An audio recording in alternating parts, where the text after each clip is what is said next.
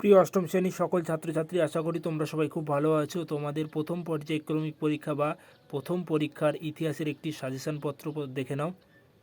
এই প্রশ্নপত্রগুলি তোমাদের রেডি আছে কিনা একটু দেখে নাও, এবং এই প্রশ্নপত্রগুলি তোমরা যদি খুব ভালোভাবে প্র্যাকটিস করো, আশা করি তোমরা এখান থেকে কমন পাবে। তোমাদের প্রথম পরীক্ষায় দেখো সময় থাকবে 30 মিনিট এবং নম্বর থাকবে 15 নম্বরের পরীক্ষা হবে। এবং কোন কোন অধ্যায়গুলি তোমাদের প্রথম পর্যায়ক্রমিক পরীক্ষা থাকছে একটু দেখে নাও।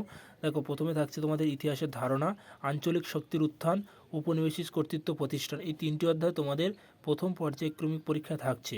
এবং কোশ্চেন কেমন ধরনের আসে দেখো, যেমন 1 নম্বর, 2 নম্বর, 3 নম্বর এবং 5 নম্বরের একটি লং প্রশ্নপত্র থাকে।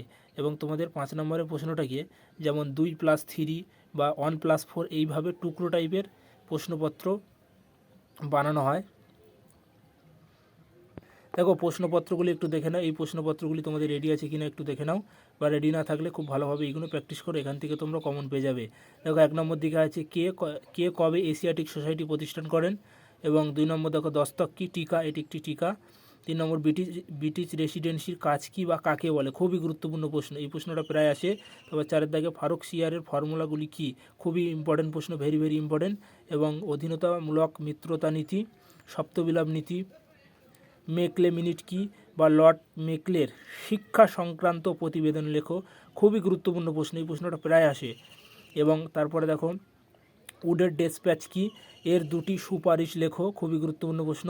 দ্বৈত শাসন ব্যবস্থা কি, এর বৈশিষ্ট্য লেখো এবং প্রভাব লেখো।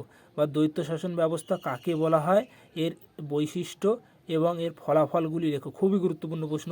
এই প্রশ্নপত্রগুলি খুব ভালোভাবে প্র্যাকটিস করবে, দেখবে এখান থেকে কমন পাবে। তারপর 10 দাগেরটি দেখো, বক্সারের যুদ্ধের দেওয়ানি লাভের বিবরণ দাও। এবং কিছু টিকা টাইপের প্রশ্নপত্র দেওয়া হয়েছে, একটু দেখে নাও। অন্ধকূপ হত্যাকাণ্ড কি, পলাশির লুণ্ঠন কি, এবং জায়গিদারি প্রথা কি, উডের প্রতিবেদন কি, এবং ইজাদারি ব্যবস্থা। মাত্র এই কটি প্রশ্ন খুব ভালোভাবে প্র্যাকটিস করো, দেখবে এখান থেকে তোমরা পরীক্ষা কমন পাবে। এবং লং প্রশ্নপত্রগুলি একটু দেখে নাও। দেখো, 2 ও 3 নম্বরের 2টি এক্সট্রা কোশ্চেন দেওয়া হয়েছে, এই প্রশ্নটা খুব ভালোভাবে দেখে রাখবে। ব্রিটিশ পুলিশ প্রশাসন ব্যবস্থার আমলাতন্ত্রের ভূমিকা লেখো।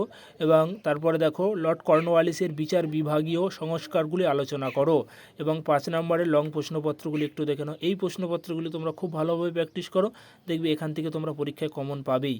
দেখো, লর্ড উইলিয়াম বা বেন্টিং শাসন ও বিচার সম্পর্কে আলোচনা করো, খুবই গুরুত্বপূর্ণ প্রশ্ন।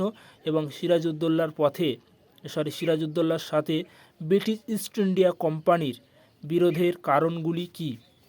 তারপর 3 দাগেটে দেখতে পাচ্ছ, লর্ড ওয়ারেন হেস্টিং বা লর্ড কর্নওয়ালিস আইন ও বিচার সংস্কারের পরিচয় দাও, খুবই গুরুত্বপূর্ণ প্রশ্ন। এবং 4 দাগে দাও, ব্রিটিশ ইস্ট ইন্ডিয়া কোম্পানির পুলিশ ব্যবস্থা সম্পর্কে লেখো। এবং একটি এক্সট্রা দেওয়া হয়েছে, এই প্রশ্নটা প্রায় আসে না, তাও দেখে রাখবে, যে ভারতে পাশ্চাত্য শিক্ষা প্রসারে খ্রিস্টান মিশনারিদের ভূমিকা বা অবদান কী ছিল। দেখো, মাত্র এই লং প্রশ্নপত্রগুলি খুব ভালোভাবে তৈরি করো, যদি এখনও যদি তোমাদের না প্র্যাকটিস করা না থাকে, খুব ভালোভাবে এইগুলো প্র্যাকটিস করো, এখান থেকে তোমরা পরীক্ষায় লং প্রশ্নপত্রের কমন পাবেই। এবং শর্ট প্রশ্নের জন্য তোমাদের পাঠ্য বইটি খুব ভালোভাবে পড়বে বা রিভিশন করবে বারবার। শর্ট প্রশ্নগুলির জন্য ওখান থেকে তোমরা খুব ভালোভাবে পড়লে শর্ট প্রশ্ন তোমাদের কমন পেয়ে যাবে।